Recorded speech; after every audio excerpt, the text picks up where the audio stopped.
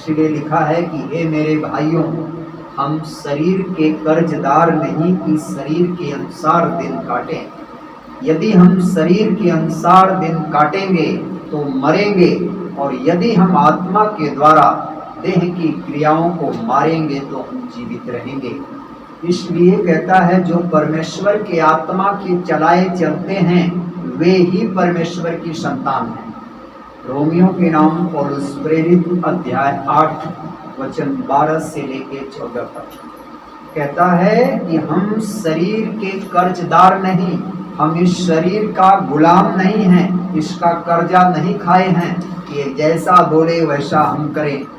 इसलिए कहता है कि यदि हम शरीर के अनुसार दिन काटेंगे तो निश्चय मरेंगे, यदि हम आत्मा के द्वारा देह की क्रियाओं को मारेंगे तो हम जीवित रहेंगे। इसलिए कहता है जो परमेश्वर की आत्मा की चलाए चलते हैं वे ही परमेश्वर की संतान हैं, और जो आत्मा का विरोध करते हैं वे उसकी संतान कहाँ से ठहरे। क्योंकि जो आत्मा का विरोध करते हैं कि गिरना शैतान की ओर से है, हंसना शैतान की ओर से है, चमत्कार शैतान की ओर से है। यहाँ वचन बता रहा है कि जो परमेश्वर के आत्मा के चलाए चलते हैं वे ही परमेश्वर की संतान। और आप जान लो कि पवित्र आत्मा किनके लिए प्रार्थना करता है।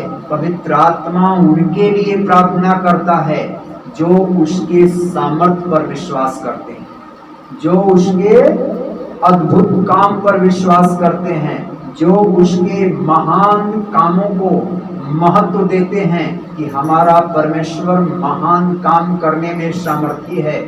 उसने ही लाल समुद्र को 2 भाग में कर दिया, उसने ही आंधी तूफान को शांत कर दिया, उसने ही 5 रोटी 2 मछली से 5000 से अधिक लोगों को खिलाया, उसने ही लाजर मुर्दा को जिंदा कर दिया, उसने ही याईर की पुत्री को जिंदा कर दिया, उसने ही विधवा के पुत्र को जिंदा कर दिया।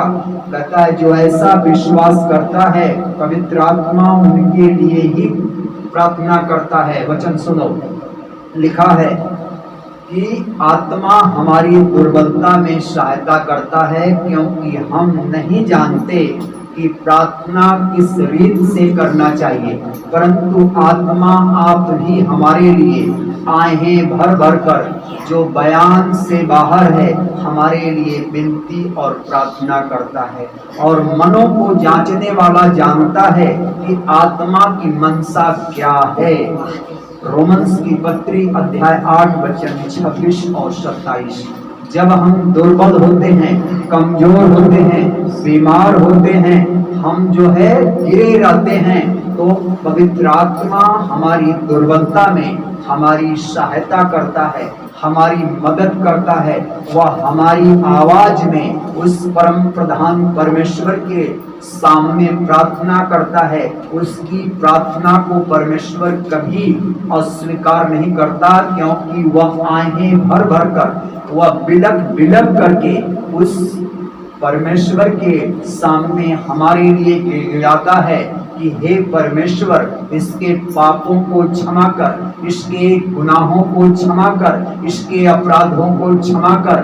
देख ये बीमार है, देख एक गरीबी में है, एक दुर्बल है, एक कमजोर है, लोग इसे सता रहे हैं, लोग इसे ताना मार रहे हैं, लोग इसकी नाम धराई कर रहे हैं। और कहता है गिड़गिड़ा करके उस परम प्रधान परमेश्वर के सामने प्रार्थना करता है। और लिखा है कि मनों को जांचने वाला परमेश्वर जानता है कि पवित्र आत्मा की मनसा क्या है, उस आत्मा की मनसा क्या है, यह क्या चाहता है, यह किसके लिए विनती करता है। वह उनके लिए विनती करता है जो उसके आत्मा का निरादर नहीं करते, जो उसकी आत्मा को शोकित नहीं करते हैं, एक कलाम को सम्मान देते हैं, उसके काम का आदर करते हैं। क्योंकि लिखा है प्रार्थना हमको नहीं करना आता, लेकिन पवित्र आत्मा हमारी दुर्बलता में हमारी सहायता करता है,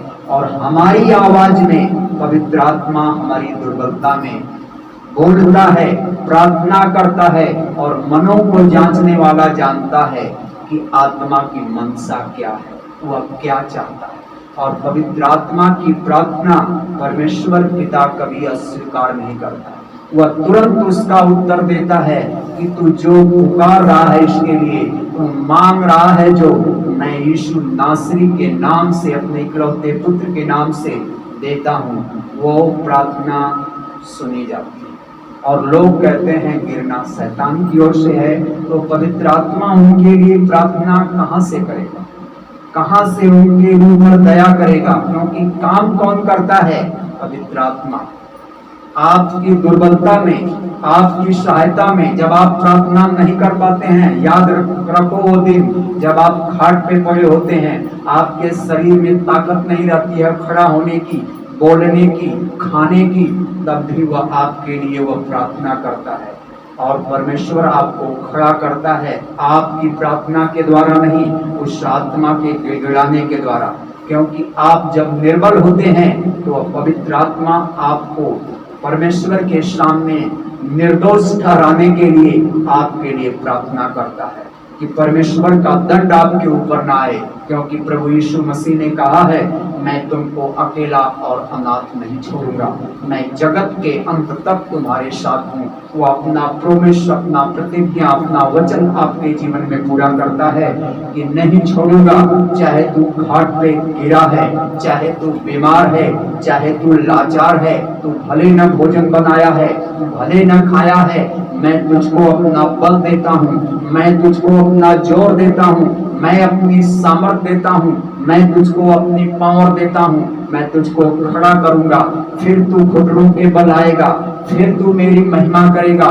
इसलिए पवित्र आत्मा हमको दिया गया, इसलिए वह सहायक दिया गया कि जब हम दुर्बल हों तो वह हम में सामर्थी हो। इसीलिए लिखा है कि हम जो है उसकी आत्मा के द्वारा, जो हमको सामर्थ देता है, उसके द्वारा हम सब कुछ कर सकते हैं। जो हमको सामर्थ देता है उसमें हम सब कुछ कर सकते हैं।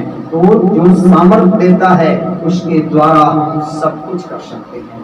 Hallelujah, hallelujah, hallelujah. जब आपकी प्रार्थना पूरा नहीं हो पाती, आपका प्रार्थना पूरा करता है पवित्र आत्मा।